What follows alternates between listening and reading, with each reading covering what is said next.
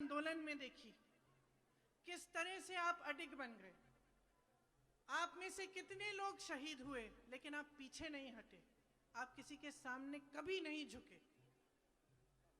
यही है आपकी पंजाबियत, आप झुकने वाले नहीं हैं। जब मैं लखीमपुर खैरी गई, जहां पे 6 किसानों को एक क्रूरता से कुचला गया, एक मंत्री के पुत्र ने कुचला, मैं जब उन किसानों के परिवारों में गई, दुख लगा लेकिन गर्व भी हुआ कि ऐसे भी परिवार होते हैं। जो परिवार उजड़ गए थे, कमाने वाला चले गया था, लेकिन महिला वहां खड़ी थी, खुददार थी, झुकती नहीं थी। ऐसे गांव में मैं गई जहां पे उनका एक घर अकेला था, डर था। मुझे बोला, चुपचाप से बोला कि दीदी किसी को हमारे साथ छोड़ दो, क्योंकि क्या पता यहाँ क्या हो जाए। लेकिन झुकी नहीं वो महिलाएं। यहां पर आज चुनाव चल रहे हैं, चुनाव चल रहे हैं, बहुत तमाम पार्टियां आपके सामने आ रही हैं। कुछ को तो आप अच्छी तरह से पहचान रहे हैं। भाजपा की मैं बात कर रही हूं। आपने खुद देखा कि आपने कितना आंदोलन किया, आपने कितनी आवाज उठाई, लेकिन किसी ने सुनवाई नहीं की।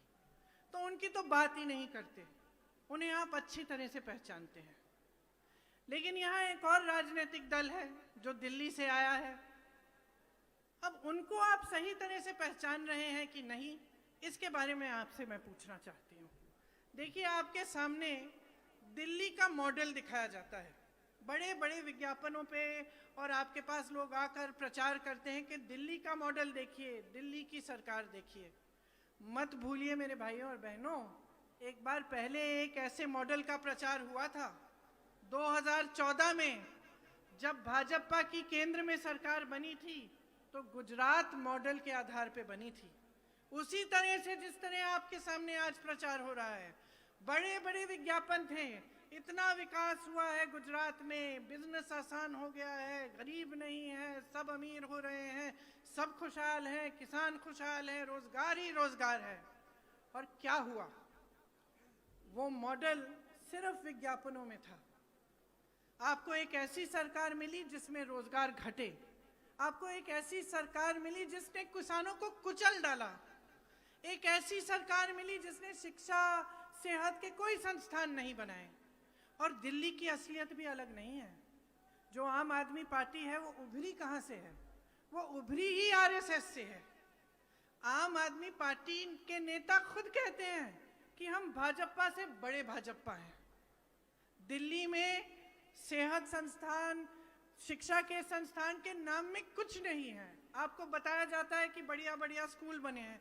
जरा आइए दिल्ली आके देखिए क्या बना है, दिल्ली वालों से पूछिए कि कैसे जी रहे हैं।